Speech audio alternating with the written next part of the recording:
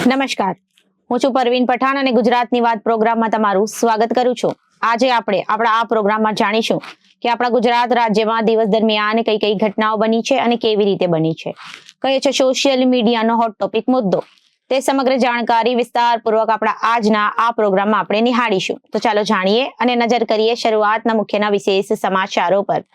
અષાઢી બીજના પાવન પર્વે દેશ, રાજ્ય અને શહેરોમાં અલગ અલગ જગ્યાએથી ભગવાન જગન્નાથની રથયાત્રા નીકળી। વહેલી સવારથી જ ભક્તોના ઘોડાપુર ઉમટ્યા, તો બીજી બાજુ સુરતમાં 7 વર્ષ જૂની બિલ્ડિંગે 7નો ભોગ લીધો। 5 માળની બિલ્ડિંગ 5 મિનિટમાં જ બેસી ગઈ।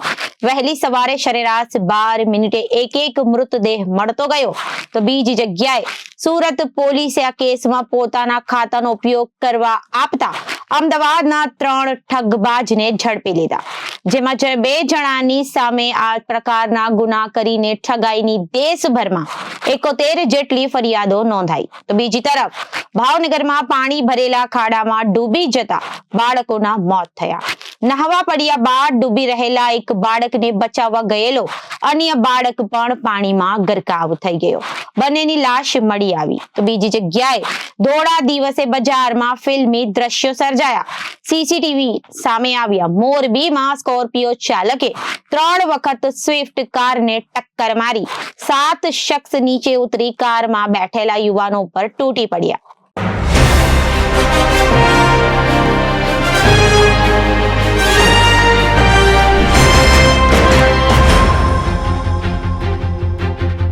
હવે જોઈએ સમાચારો વિગતવાર। અષાઢી બીજના પાવન પર્વ દેશ, રાજ્ય અને શહેરોમાં અલગ અલગ જગ્યાએથી ભગવાન જગન્નાથની રથયાત્રા નીકળી, ત્યારે સુરતના જહાંગીરપુરા ઇસ્કોન મંદિરમાં વહેલી સવારથી જ ભક્તોના ઘોડાપુર ઉમટ્યા હતા। ઓરિસ્સાના જગન્નાથપુરી સહિત સમગ્ર દેશ અને રાજ્યના દુનિયામાં અનેક સ્થળોએ ભગવાન જગન્નાથની રથયાત્રા નીકળે છે। સુરતમાં 7 સ્થળોથી જગતના નાથની નગર યાત્રા નીકળશે અને લાખો લોકોને દર્શન આપશે। પરંપરાના દરેક મંદિરમાં એક વખત મૂર્તિની પણ પ્રતિષ્ઠા થયા બાદ મૂર્તિનું સ્થળ બદલાતું નથી।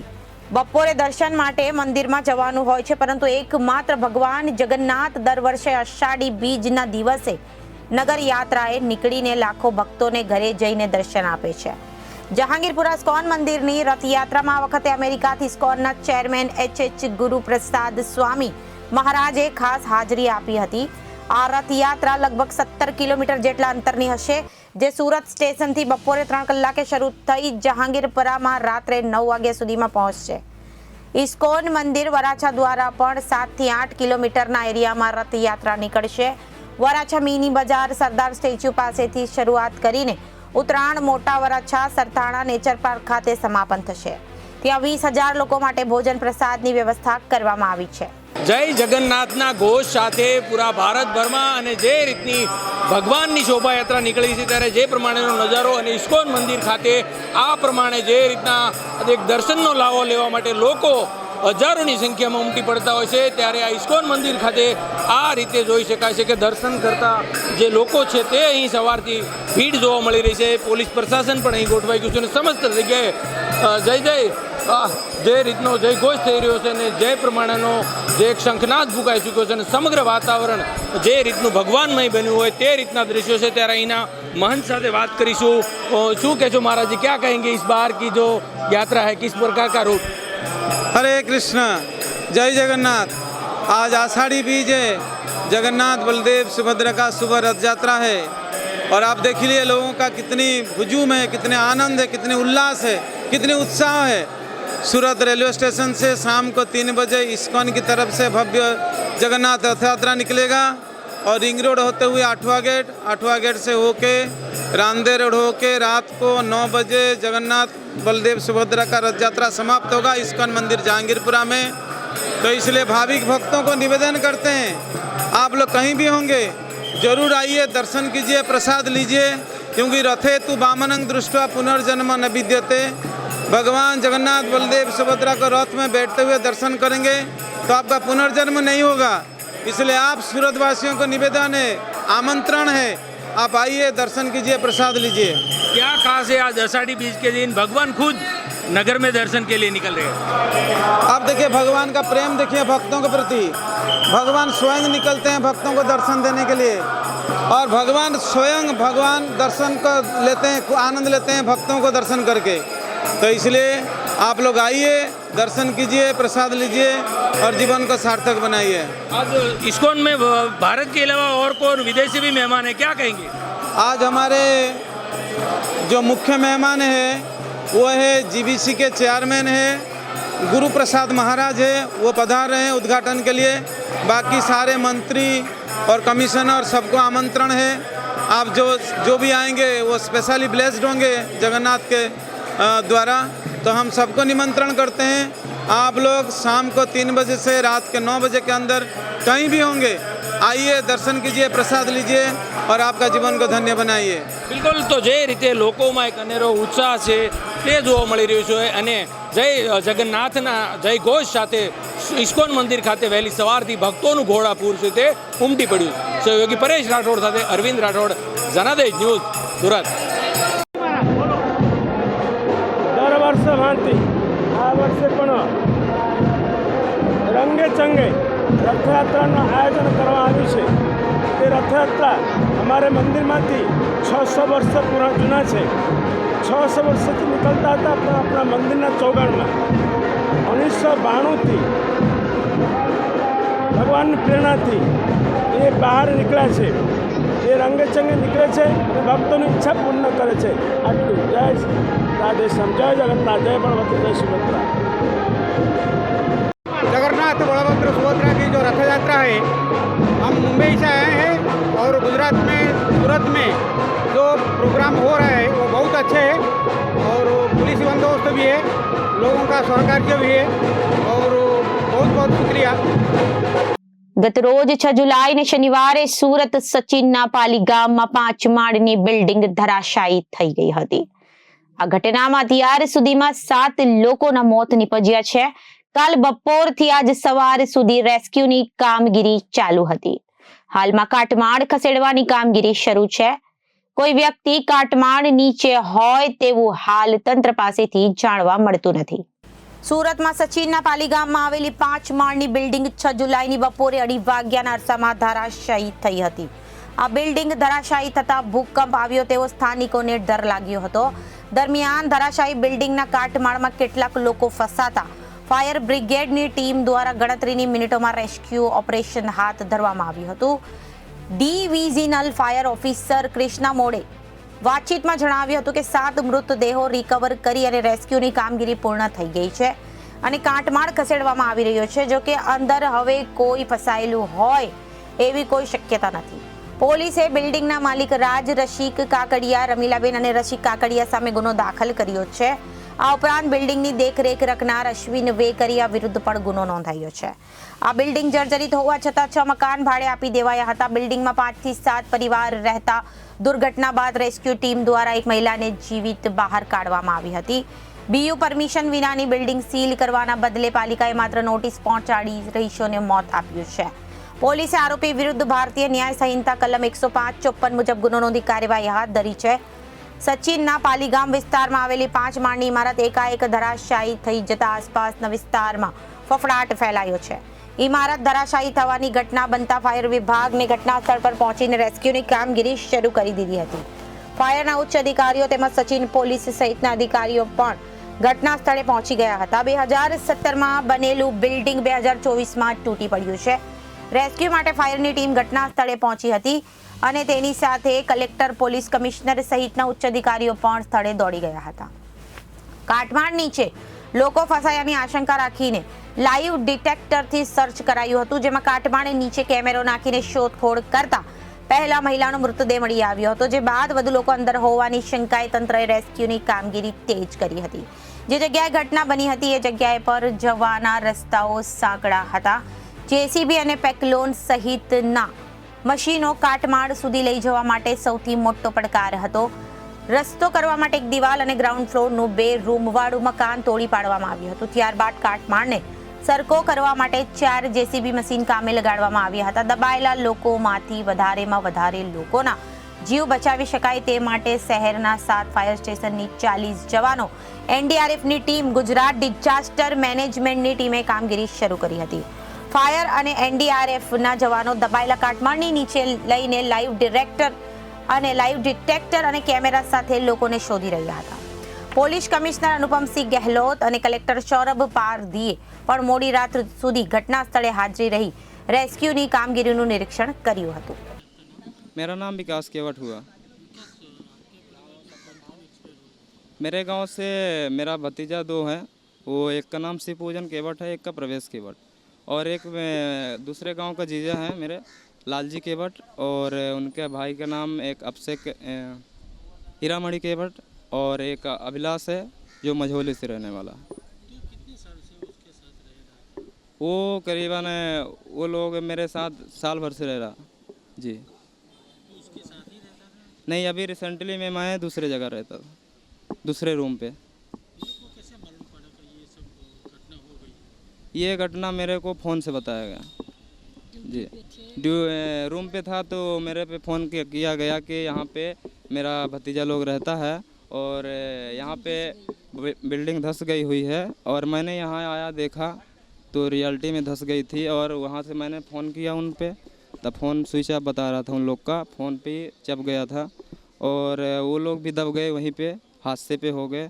और हमने देखा मशीन वगैरह जो लगी थी, क्रेन वगैरह और जैसे भी, और वो उसके बाद वहाँ पे पूरी दिन गुजर गया, और पूरी रात पे जाके वो लोग का पता चला, लाश का पता चला 5 फिर मेरे अलग अलग जैसे 2-2 घंटे वेट करके उनको निकाला गया, और मैंने देखा तो वो सारे के सारे एक्सपायर हो गए। अब मेरा तो हालत ख़राब हो गया क्योंकि मेरे फैमिली मेम्बर है, तो हमने सोचा कि उसमें सारा चीज़ देखने के बाद फिर इधर एडमिट किया गया कि पोस्टमार्टम वगैरह हो गए, इसके बाद गांव ले जाएंगे, उसका सारा कार्यक्रम करेंगे। और इसके बाद उसमें मेरी सरकार से थोड़ा मदद भी है कि हम लोग मिडिल क्लास फैमिली के आते हैं, और ये फार्मल जो खेती किसानी काम करते हैं, इसलिए हम लोग दिहाड़ी का 12,000 का नौकरी इधर करता हूँ। 12,000 पे आप जानते हैं कि कितना परिवार कितना अच्छे से फैमिली चलेगा। इधर खर्चा, रूम का खर्चा 5,000, और इधर खानगी का खर्चा, हर चीज़ मैनेज करते हैं कैसे।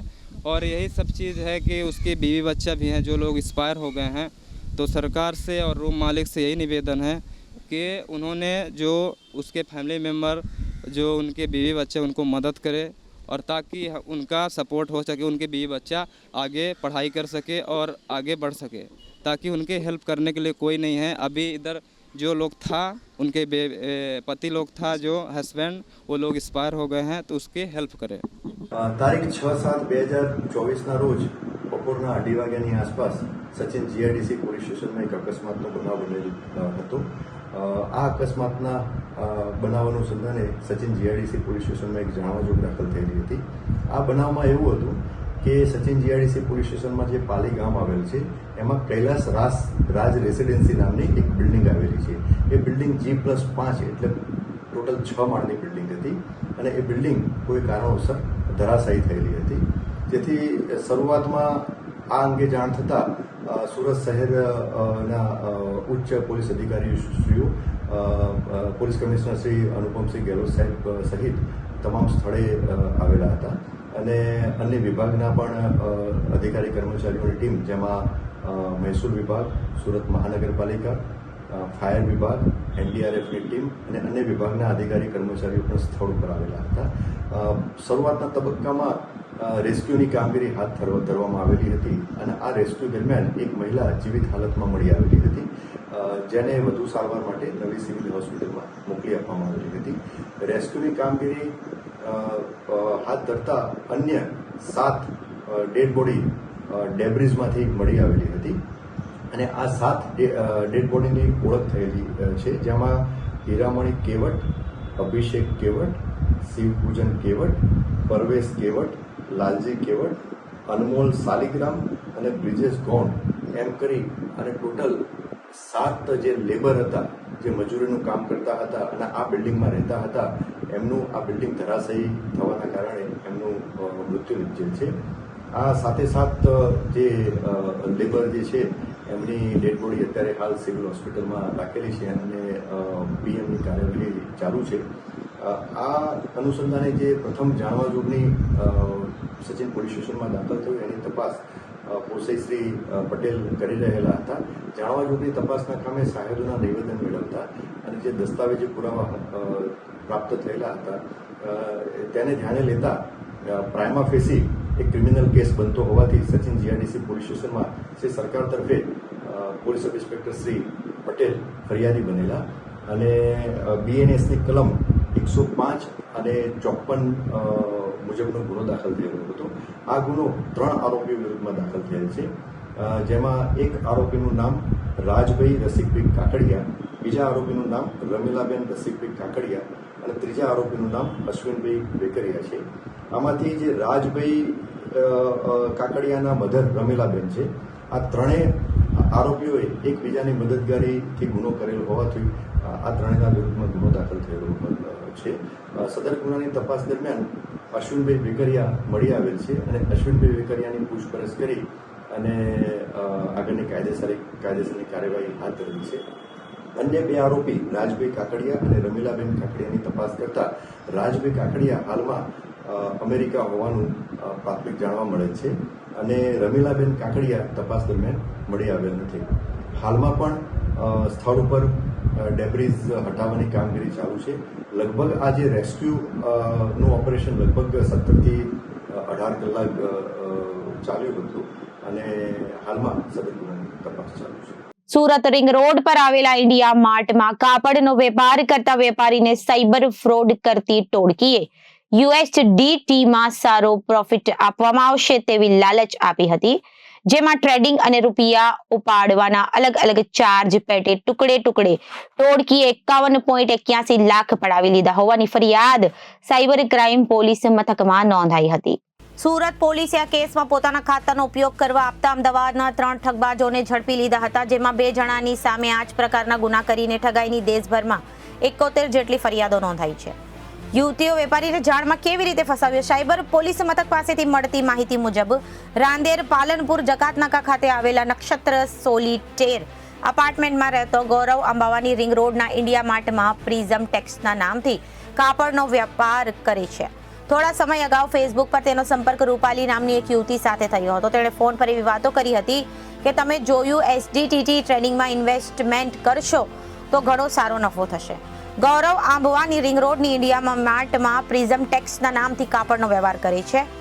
થોડા સમય અગાઉ ફેસબુક પર તેનો સંપર્ક રૂપાલી નામની એક યુવતી સાથે થયો હતો. તેણે ફોન પર એવી વાતો કરી હતી કે તમે જો USDT ટ્રેડિંગમાં ઇન્વેસ્ટ કરશો તો ઘણો સારો નફો થશે. રૂપિયા વિથડ્રોલ કરવાના ચાર્જ નામે પૈસા જમા કરાવ્યા ટોળકીએ ગૌરવ પાસેથી વિથડ્રોલ કરવાના ચાર્જ પેટે ટુકડે 51.81 લાખ જેટલી રકમ અલગ અલગ ખાતાઓમાં જમા કરાવીને પડાવી લીધી હતી. આ બાબતે સાયબર ક્રાઇમ પોલીસે ગુનો નોંધી આ કેસમાં 22 વર્ષીય યશ દત્તરથ ભગવાન દાસ પલચાલને વાયરિંગ કરે છે અને મસાલા હોટલ પાસે રિંગ રોડ વસ્ત્રાલ અમદાવાદ મૂળ રહે ગઢમાળાના ડીસા બનાસકાંઠાનો રહેવાસી છે. તેમજ 50 વર્ષીય રાજેશ બંચુભાઈ વઘાસિયા તે રત્ન કલાકાર છે અને તે શ્રીરામ હાઇટના નરોડા GIDC અમદાવાદ મૂળ વતન ઉના ગીર સોમનાથ. તેમજ 32 વર્ષીય સન્ની મહેન્દ્રા રાયકુંવર જે ડ્રાઈવર છે અને પાર્ક અંકુર ચોકડી નરોડા અમદાવાદને ઝડપી પાડ્યા હતા. આ 3 જણાએ કમિશનની લાલચમાં પોતાના ખાતાનો ઉપયોગ સાયબર ક્રાઇમ કરતી ટોળકીને કરવા દેતા યશ પંચાલ સામે આંધ્રપ્રદેશ, આસામ, છત્તીસગઢ, દિલ્હી, ગુજરાત, હરિયાણા, હિમાચલ પ્રદેશ, કર્ણાટક, કેરળ, મધ્યપ્રદેશ, મહારાષ્ટ્ર, ઓડિશા, રાજસ્થાન અને તામિલનાડુ, તેલંગાણા મળીને કુલ 58 જેટલા ગુનાઓ નોંધાયા છે. જ્યારે રાજેશ વઘાસિયા સામે પણ આ જ રીતે અલગ અલગ રાજ્યમાં 13 ફરિયાદો નોંધાઈ છે. એક લેવડ દેવડમાં રૂપિયા 30,000 જેટલું કમિશન લેતા હતા. ભાવનગર જિલ્લાના પલીતાણા તાલુકાના નાના રાજસ્થળી ગામમાં પાણી ભરેલા ખાડામાં ડૂબી જવાથી 2 બાળકોના મોત નીપજ્યા હતા. નાની રાજસ્થળી ગામના સીમ વિસ્તારમાં જાંબુ લેવા ગયા બાદ એક બાળક નજીકમાં પાણી ભરેલા ખાડામાં નહાવા પડ્યો હતો અને ડૂબવા લાગતા તેને બચાવવા ગયેલો અન્ય બીજો બાળક પણ પાણીમાં ગરકાવ થઈ ગયો હતો અને બંનેના મોત નીપજ્યા હતા. 2 બાળકોના મોતના કારણે નાની રાજસ્થળી ગામમાં શોકનો માહોલ છવાયો છે. ભાવનગરના પલીતાણા તાલુકાના નાની રાજસ્થળી ગામમાં શનિવારે સાંજના સમયે અરમાન અને મુસ્તફા નામના બે બાળકો જાંબુડાના વૃક્ષ પાસે જાંબુડા લઈ નજીકમાં પાણી ભરેલા ખાડામાં નહાવા પડ્યા બાદ ડૂબી જતા બંને બાળકોના મોત નીપજ્યા હતા. બાળકોની મોતના કારણે નાના એવા ગામોમાં ઘરો શોકની લાગણી છવાઈ ગઈ. આ બનાવની મળતી માહિતી મુજબ ભાવનગર જિલ્લાના પાલીતાણા તાલુકાના નાની રાજસ્થળી ગામની સીમમાં પાણી ભરેલા ખાડામાં ગત સમી સાંજે બાળકો જાંબુડાના ઝાડ નીચે જાંબુડા લીધા બાદ તળાવ નજીક આવેલા પાણી ભરેલા ઊંડા ખાડામાં નહાવા પડ્યા હતા. એક બાળક ડૂબવા લાગતા બીજો બાળક તેને બચાવવા અંદર પડતા તેને બાળકો ડૂબી જતા મોત નીપજ્યું હતું. જેમાં બંને બાળકો નાની રાજસ્થળી ગામના અરમાન કરીમભાઈ બેલીમ ઉંમર 10 વર્ષ તથા મુસ્તફા હનીફભાઈ બેલીમ ઉંમર 9 વર્ષના મોત નીપજ્યા હતા. ઘટનાની જાણ થતા ગ્રામજનો તળાવ કાંઠે દોડી આવ્યા હતા અને એક સાથે બે બાળકો ડૂબી જવાથી પરિવારજનો પર આભ તૂટી પડ્યું હતું. પરંતુ નાના એવા ગામમાં શોકની લાગણી જન્મી હતી. મોરબીમાં ધોળા દિવસે ફિલ્મી દ્રશ્યો સર્જાયા હતા, જેમાં સ્કોર્પિયો ગાડીના ચાલકે એક નહીં બે નહીં ત્રણ વખત સ્વિફ્ટ ગાડીને જોરદાર ટક્કર મારી અડફેટે લીધી હતી. એટલું જ નહીં, સ્કોર્પિયો ગાડીમાં 7 લોકો નીચે ઉતર્યા અને સ્વિફ્ટ કારમાં બેઠેલા યુવાનો પર તૂટી પડ્યા હતા. આ સમગ્ર ઘટનાના સીસીટીવી કેમેરાનો વિડીયો સોશિયલ મીડિયા પર વાયરલ થયો છે. મોરબીમાં રેલવે સ્ટેશન રોડે સ્વિફ્ટ કાર ઉપર સ્કોર્પિયો ચડાવીને હત્યા કરવાની કોશિશ કરવામાં આવી હતી, જે ઘટનાને 2 યુવાનોને ઈજા થઈ હતી, જેથી તેમને સારવાર માટે ખસેડાયા હતા. આ ઘટનાનો સીસીટીવી કેમેરાનો વિડીયો સોશિયલ મીડિયા પર વાયરલ થયો છે. પોલીસે ફરિયાદ 5 શખ્સો સામે ગુનો નોંધી આરોપીઓને પકડવા તજવીજ હાથ ધરી છે.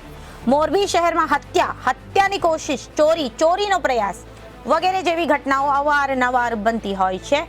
ત્યારે આજે ધોળા દિવસે ફિલ્મી દ્રશ્યો સર્જાયા હતા, જેમાં મોરબીના રેલવે સ્ટેશન રોડ ઉપર રોડ સાઈડમાં પાર્ક કરીને ઊભી રાખવામાં આવેલી સ્વિફ્ટ ગાડીની પાછળના ભાગમાં સ્કોર્પિયો ચાલકે ધડાકાભેર તેની ગાડી અથડાવી હતી, જેથી કરીને થોડી વારમાં તે લોકોને અકસ્માત થયો છે તેવું લાગ્યું હતું.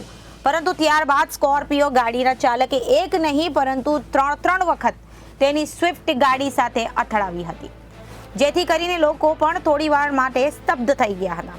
આટલું જ નહીં પરંતુ સ્કોર્પિયો ગાડી સ્વિફ્ટ ગાડીમાં અથડાવ્યા બાદ સ્કોર્પિયોમાંથી નીચે ઉતરેલા 7 શખ્સો દ્વારા સ્વિફ્ટમાં બેઠેલા યુવાનો ઉપર તૂટી પડ્યા હતા, જેથી આ ઘટનામાં ઈજા પામેલા જોસબ જામ અને શર્મન સુમરા નામના 2 વ્યક્તિ ઈજાગ્રસ્ત થતા સારવાર માટે ઈજાગ્રસ્તોને મોરબીની સિવિલ હોસ્પિટલ ખાતે ખસેડવામાં આવ્યા હતા. ફિલ્મી સ્ટન્ટ જેવા હુમલાની સમગ્ર ઘટના સીસીટીવી કેમેરામાં કેદ થઈ છે, જેનો વિડીયો સોશિયલ મીડિયા પર વાયરલ થઈ રહ્યો છે. હુમલો કરીને સ્કોર્પિયો ગાડીમાં નાસી છૂટેલા આરોપીઓને પકડવા માટે મોરબી A ડિવિઝન પોલીસ દ્વારા જુદી જુદી દિશામાં તપાસના ચક્રો ગતિમાન કરવામાં આવ્યા છે. ઈજા પામેલા 2 વ્યક્તિઓ જે હોસ્પિટલમાં સારવાર હેઠળ છે, તેમની ફરિયાદ લઈ 5 શખ્સો સામે ફરિયાદ નોંધાવવામાં આવી છે. સૂત્રો પાસેથી જાણવા મળતી વિગત અનુસાર જૂની અદાવતનો ખાર રાખીને આ જીવલેણ હુમલો કરવામાં આવ્યો હોય તેવું લોકોમાં ચર્ચા સેવાઈ રહી છે.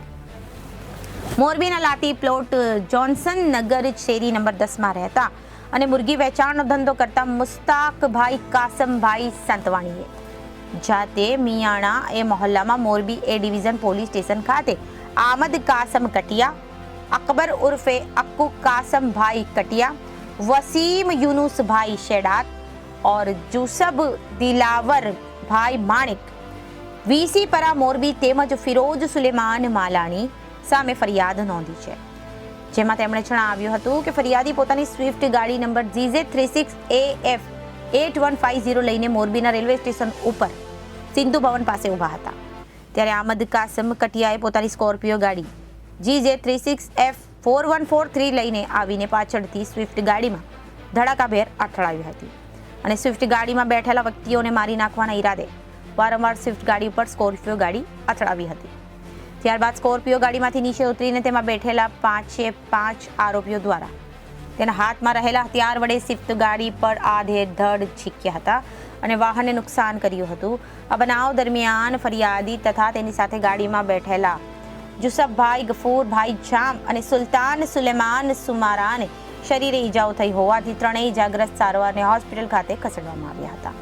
સારવાર લીધા બાદ હાલમાં ભોગ બનેલા યુવાનને નોંધાવેલી ફરિયાદના આધારે પોલીસે 5 શખ્સો સામે હત્યાની કોશિશ સહિતની કલમો હેઠળ ગુનો નોંધીને આરોપીને પકડવા માટે તજવીજ શરૂ કરી છે.